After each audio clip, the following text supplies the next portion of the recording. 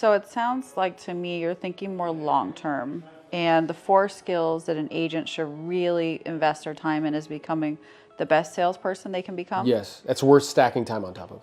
And so that, what does that mean specifically? Yeah, so that means in terms of like a blueprint, that means being in any sales situation and never being uncomfortable.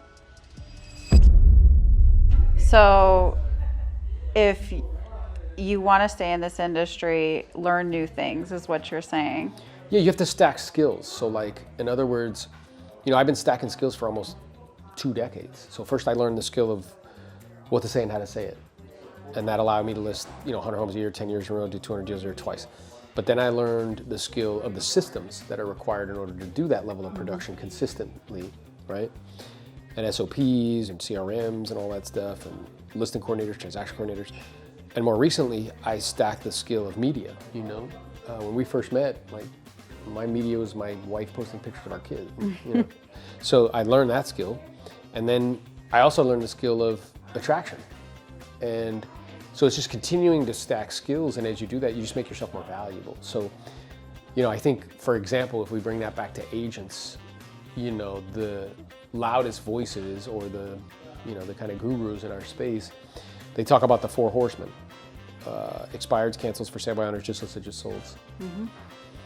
And they just recycle them every year, every month, based on the season or the flavor of the month, right? Which will get you to... It'll get you to some transactions. Yeah. The challenge is, though, it's the foundation. Yeah, it's the foundation. If you stop there, if you don't learn new lead sources. I mean, probate for me took me from 100 to 200. It was a new thing, but I had to learn it. It was new, it was uncomfortable. I didn't know, I had to drop down into like unconsciously incompetent, where I didn't know what I didn't know.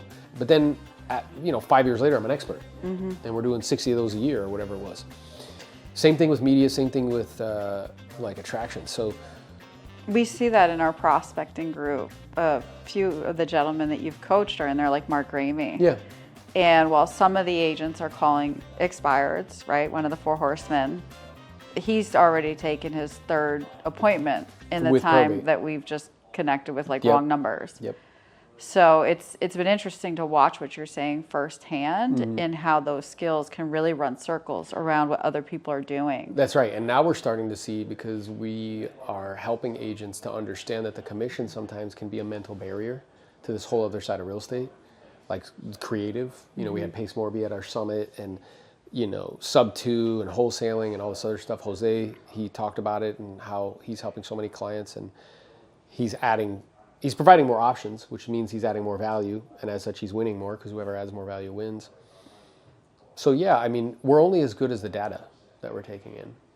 And just because data, you know, again, it can get me like to a particular place, but if you want to keep growing and evolving, I got to upgrade the data. Absolutely. Yeah.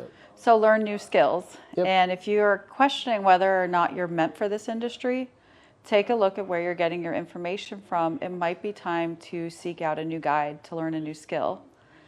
Now, if you were to build an agent today, Aaron, Yeah. what would that agent, what skills would they have? What mindset would they have? good. What would they do? Yeah, so I believe the agent of the future will have the following skill sets. One is they will be a rock star salesperson. So they'll know what to say and how to say it. They'll be able to prospect, lead, follow up, go on appointments, negotiate deals. Because eventually, I don't care how you get leads, you got to talk to somebody. The second thing they're going to really understand very well is they'll understand media very well. Because being known as the hyperlocal expert, the guide to help people to solve their problems, will become a lead generator over time, and there's no referral fees attached to it. So they'll understand that very, very well. The third thing is a mindset, is they will think like an owner, not like an agent, right? So thinking to themselves like, hey, how am I selling something or am I building something? Those are different ways of thinking. And then the third thing is that they'll have multiple different ways to get compensated. So not only commissions, but they'll make money perhaps with some of that creative stuff. They'll also make money because the platform that they're with gives them equity, maybe a rev share opportunity, and that'll make up for any compression in commissions. Because what we see happening on the buyer side now, because of, you know, the changes with commissions, that's becoming more variable and market driven. So in other words, if there's a listing, there's 10 offers on the property, the seller's going to choose the best price, the best terms, and the best commission. I've already seen that happen with coaching clients. So being vertically integrated and having multiple different ways of making money will insulate you from that. And that's the formula for the agent of the future. They'll be a rock star salesperson. They'll understand media. They will think like an owner. And they will they be doing, so I see a lot of people putting out courses, trying to be, or not trying to be, but being coaches. They kind of look a little bit like a dancing bear sometimes. Yeah. What are your thoughts on this?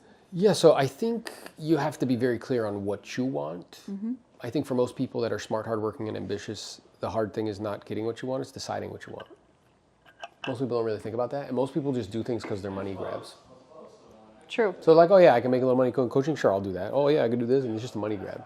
But there's no like long-term vision or goal or objective, you know what I'm saying? So I'm not like really opposed to that. I just know, having been somebody that sold real estate in high volume for a long time, if you're committed to doing that, you really can't do anything else. Like, it's everything: blood, sweat, tears, time, energy, effort. Like, There's no leverage in it. yeah, there's no leverage in it. So, yeah, I mean, I don't think that like creating courses or that sort of thing is bad. The marketplace will tell you if it's valuable or not. Because if it's not valuable, you won't sell anything. So it sounds like to me you're thinking more long term, and the 4 skills that an agent should really invest their time in is becoming the best salesperson they can become. Yes, that's worth stacking time on top of. And so what does that mean specifically? Yeah, so that means in terms of like a blueprint, that means being in any sales situation and never being uncomfortable.